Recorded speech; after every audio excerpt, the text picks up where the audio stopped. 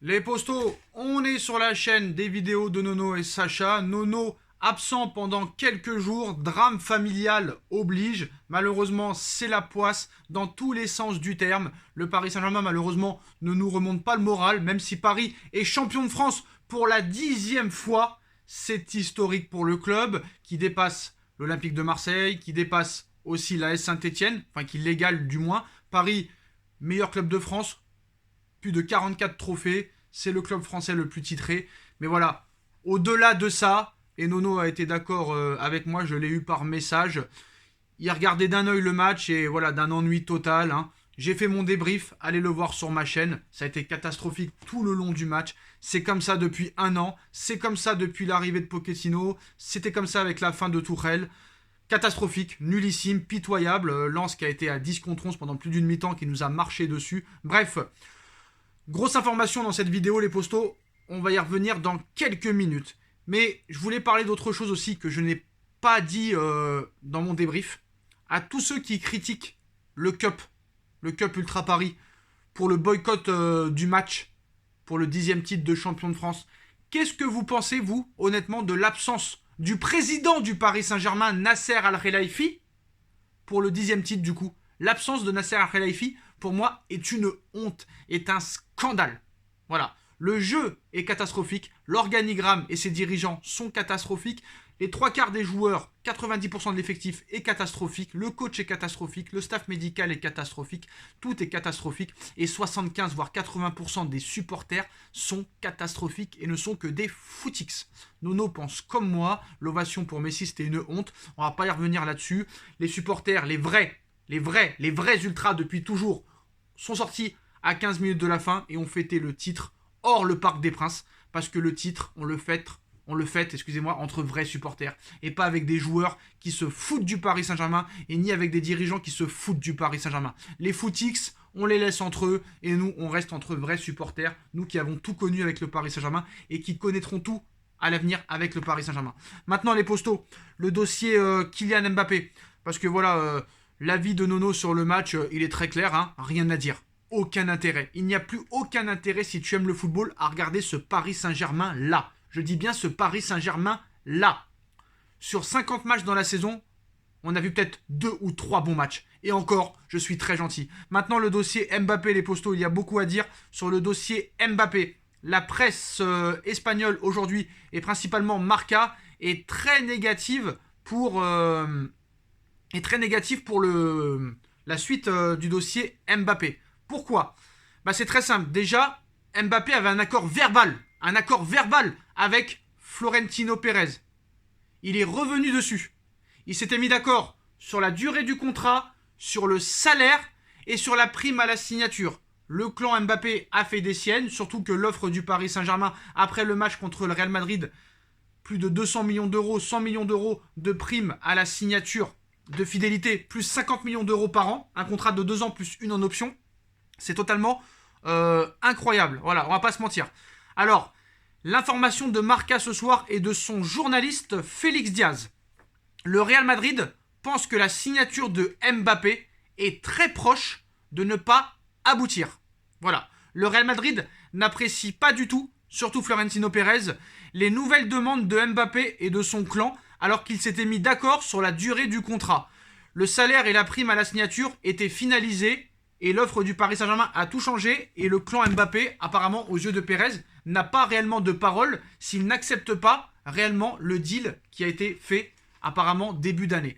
Alors maintenant, en ce qui concerne aussi le Real Madrid, on va dire la montée en puissance de Rodrigo à droite font penser au Real que Mbappé ne serait plus réellement indispensable, même si ça reste une priorité. Surtout peut-être pour jouer avec Benzema. Mais le problème, c'est que Benzema marche sur l'eau à l'heure actuelle. Vinicius Junior, quand il y a Benzema, il est exceptionnel.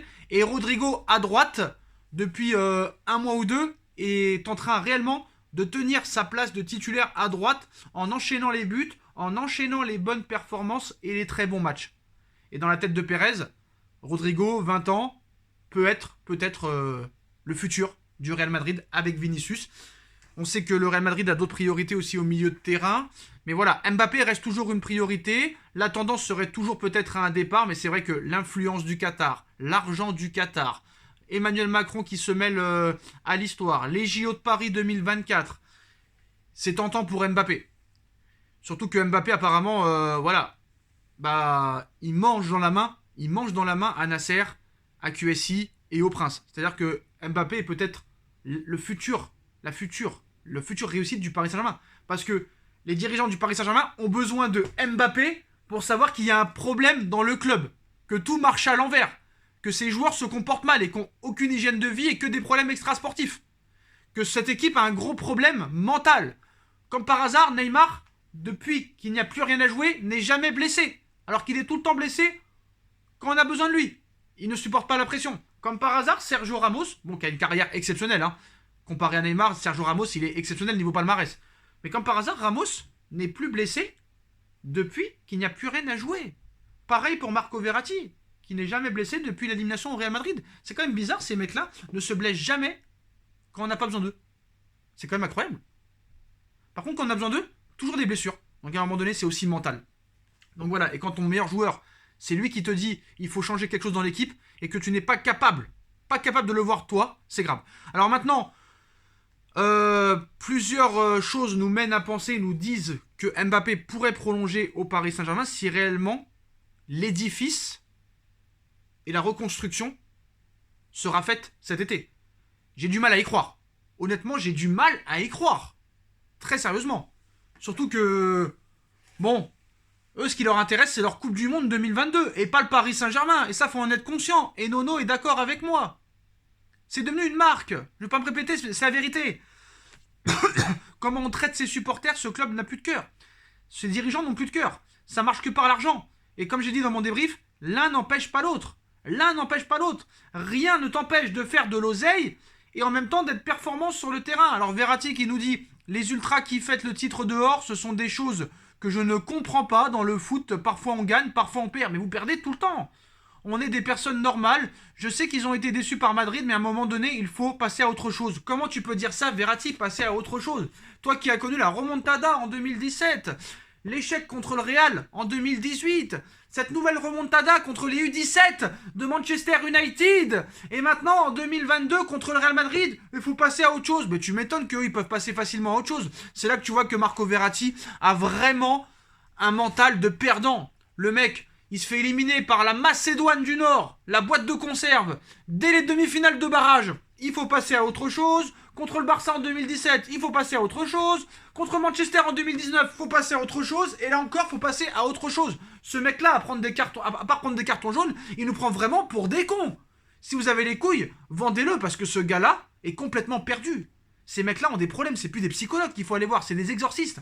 Même Neymar, qui a pas été trop mauvais ce soir, ils ont des problèmes mentaux, ces mecs-là. Comment le mec peut oser dire il faut passer à autre chose? Mais tu crois vraiment que nous, supporters, on a la vie de milliardaire que tu as toi? C'est vrai qu'on aimerait l'avoir. Après, je te le reproche pas, tu l'as sûrement mérité. Mais nous, on peut pas penser à autre chose. Nous, on peut pas se consoler avec des milliards d'euros dans notre compte en banque. Après, ce serait bien quand même. Donc voilà. Après, les autres réactions, Nasser Al-Khelaifi, qui depuis Doha a parlé aussi. C'est un moment historique pour le Paris Saint-Germain et pour le football français. Gagner ce 10e titre est particulièrement significatif. Il vient récompenser l'immense travail que nous avons réalisé en 11 ans. D'accord, l'immense travail au niveau marketing, mais pas au niveau sportif, je suis désolé. Je suis pas au niveau sportif. Alors Marco Verratti est le premier joueur à atteindre 8 titres de champion de France, et devient ainsi le recordman du nombre de sacres en Ligue 1. Alors Nasser, je pense que c'est, on va dire, ces mecs qui s'occupent de son image, vous savez, ses attachés de presse qui lui ont dit quand même de dire un petit mot. Voilà, on va pas se mentir. Marco Verratti, toujours, on est les premiers à vouloir tout gagner. Je sais qu'ils ont été déçus par Madrid, bon ça on le sait. Ça on s'en fout. Ils ont le droit de se faire qu'ils pensent. Attends, alors, on est les premiers à vouloir tout gagner. Je sais qu'ils ont été déçus pour Madrid. Mais à un moment donné, il faut changer, passer à autre chose. Ils ont le droit de faire ce qu'ils pensent le mieux. Nous, on met tous sur un terrain. Qu'est-ce que tu mets sur le terrain, honnêtement? Un club gagne la C1 chaque année. J'espère qu'un jour, on va y arriver. Ce 10e titre va rester dans l'histoire du club, dans notre cœur. Et j'espère aussi un jour dans leur cœur. Bon, c'est vrai que le français, j'ai du mal un petit peu à le comprendre, mais voilà, c'est quand même assez bizarre. Marquinhos, ça fait mal quand on ne gagne pas le titre. C'est dommage l'ambiance, le foot c'est notre passion, on a commencé très jeune, on essaye de prendre un maximum de plaisir, dommage, pas avec les supporters, mais il faut faire avec. Voilà, au moins Marquinhos comprend le mécontentement des supporters. Donc voilà, mais vraiment ce club, Lens, ils m'ont régalé ce soir. Un mec comme Seko Fofana, il m'a régalé. Donc voilà. Maintenant le dossier Mbappé, voilà, on a vu les deux zigotos là. Eux, ils sont très contents de toute façon. Hein. Ça fait un titre de plus. On a vu que Messi n'est même pas allé féliciter, n'a même pas été applaudir les supporters. Voilà. Même si les supporters étaient en dehors. Même les footix, ils n'ont pas été les saluer. Alors que les footix, ils sont prêts à les sucer jusqu'à la moelle. Donc voilà les postos, j'ai pas grand chose à dire à part déverser ma veine. Ce soir, on est champion, certes, c'est très très bien. Mais c'est pas ce qu'on attendait. Et au niveau du score, catastrophique. Au niveau du jeu, inadmissible. Je n'ai plus grand chose à dire. Voilà. Le match du titre était finalement aussi, on va dire, catastrophique, aussi piteux que cette saison. Voilà, en termes de jeu, de plaisir, de sentiments, bah, il n'y a rien eu. Voilà, il n'y a rien eu. Il n'y a rien qui rendait cette équipe motivante, attachante. C'est dur. Honnêtement, c'est dur de fêter ce titre à la fin parce que est-ce que réellement c'est mérité? Tellement que la Ligue 1 a été faible, tellement que toi t'as été mauvais, tellement que tes joueurs étaient blessés, tellement que tes joueurs ont eu des problèmes extrasportifs, tellement que tes joueurs étaient suspendus, tellement que tes joueurs étaient plus en sélection qu'au club. Ce club leur laisse tout passer, ils font ce qu'ils veulent, c'est une garderie. Il n'y a que Mbappé qui a compris qu'il fallait de l'autorité, une restructuration, et ils ont eu besoin d'Mbappé pour savoir ça. Est-ce qu'ils vont le faire maintenant? Je ne sais pas. Il va y avoir un mercato qui va avoir lieu dans moins de 2 mois maintenant. Est-ce que les indésirables vont partir? Je pense que des joueurs comme Gay n'ont pas leur place, je pense que des joueurs comme Herrera n'ont pas leur place, comme Icardi n'ont pas leur place, comme Di Maria qui n'a plus sa place. Comme peut-être Verratti qui n'a peut-être plus sa place. Je suis désolé de le dire, c'est la vérité. À un moment donné, ça fait 10 ans qu'il est là, le gars. 10 ans. 10 ans. Voilà. Est-ce que Marquinhos a encore le mental pour devenir le patron de cette équipe? Est-ce que Kipembe progressera? Est-ce que Mbappé restera? Est-ce que Neymar dégraissera encore une fois et continuera à s'enfoncer dans le clou? Est-ce que ces joueurs-là continueront à avoir les pleins pouvoirs et à faire ce qu'ils veulent? Tant qu'on leur donnera ça, bah, le PSG n'avancera pas. Voilà les postos. Dites-moi en commentaire ce que vous en pensez. On like, on partage, on commente. On s'abonne. Grosse pensée à Nono, grosse pensée à moi aussi moi-même. Et on se retrouve très vite pour une nouvelle vidéo. Tchuss.